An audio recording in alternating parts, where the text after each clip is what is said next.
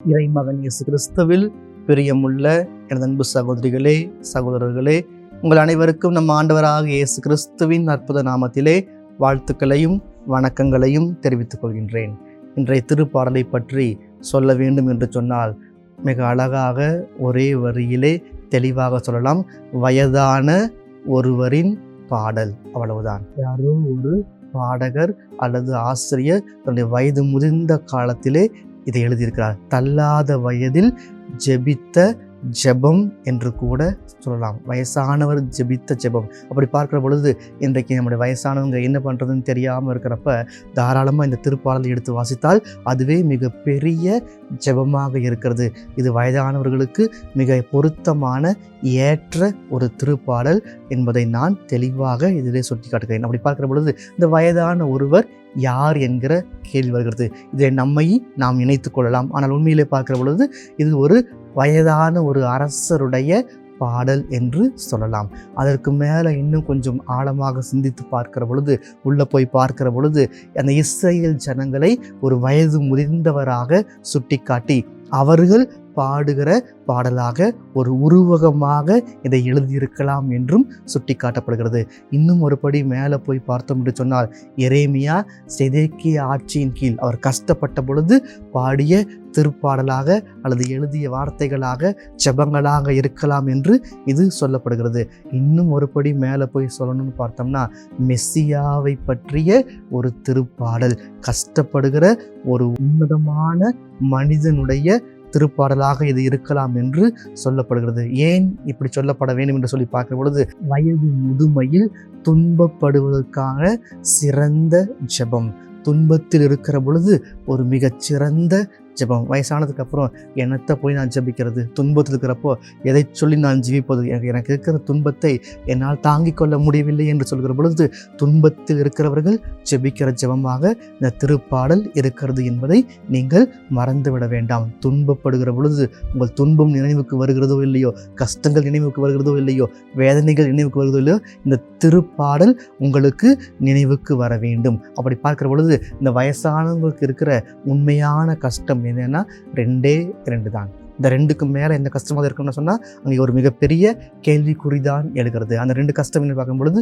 ஒன்று தனிமை, இன்னொன்று நோய். இந்த இரண்டும் தான். இந்த தனிமைக்கும் நோய்க்கும் மத்தியிலே போராடி கொண்டிருப்பது தான் வயதானவர்களுடைய வாழ்க்கையாக இருக்கிறது. பேச்சு துணைக்கு யாரும் இருக்க மாட்டாங்க. கை கால் வலிக்கும், தலை வலிக்கும், எல்லாமே வலிக்கும், சுகர் இருக்கும், ப்ரெஷர் இருக்கும், கொலஸ்ட்ரால் இருக்கும், எல்லாமே இருக்கும். எல்லாத்துக்கும் மாத்திரை சாப்பிடுவோம்.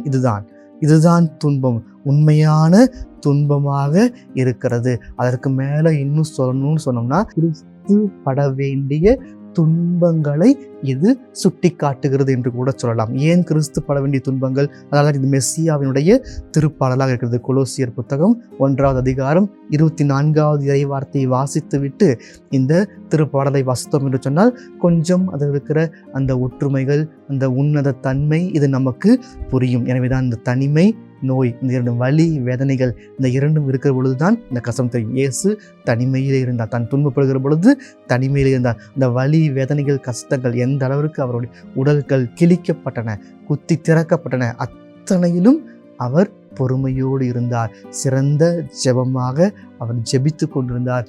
நாமும் ஜெபிக்க வேண்டும் என்பதை இது சுட்டி காட்டப்படுகிறது. அப்படி பார்க்கிற பொழுது ஒரு சில வார்த்தைகள் மிக மிக முக்கியத்துவம் வாய்ந்த வார்த்தைகளாக இருக்கிறது. முதல் வார்த்தை, 3வது இறை வார்த்தை, அடைக்கல பாறை. அடைக்கலம், பாறை, இந்த ரெண்டும் எதை குறிக்கிறது சொன்னால் ரெண்டும் ஒரே பொருளைத்தான் சுட்டி காட்டுகிறது, வேறு பொருள் அல்ல. அது பாதுகாப்பு.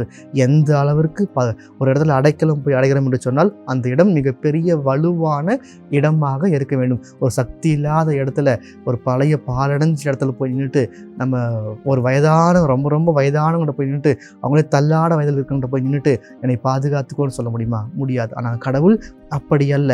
அந்த அளவிற்கு அடைக்கல பாறையாக, கோட்டையாக, பலனாக இருந்து நம்மை பாதுகாத்து வழி நடத்துகிறார். இந்த பாதுகாப்புக்கு இணையான பாதுகாப்பு இந்த உலகிலே எதுவும் இல்லை.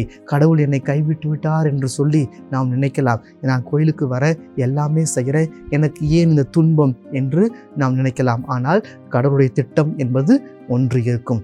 நீங்களும் நானும் ஏற்றுக்கொள்வோம். மற்றொரு சிலரால் அதை ஏற்றுக்கொள்ள தாங்கிக் கொள்ள முடியாது என்பதை இது தெளிவாக சுட்டி காட்டுகிறது. அதிலும் 4வது இறை வார்த்தையை படிக்கிற பொழுது, அநீதி புரிந்தவர், பொல்லாதவர் இந்த உலகிலே அதிகமாக இருக்கின்றார்கள். இந்த பொல்லாதவர்கள் மத்தியிலே நாம் நல்லவர்களாக, மிக உயர்ந்தவர்களாக, உன்னதமானவர்களாக, கடவுளுடைய பிள்ளைகளாக நாம் வாழ்ந்து காட்ட வேண்டும். அதுதான் நிதர்சனமான உண்மையாக இருக்கிறது. அப்படி வாழ்ந்து காட்டுறவர்கள் மிக அழகாக சொல்கிறார், நீரே நம்பிக்கை.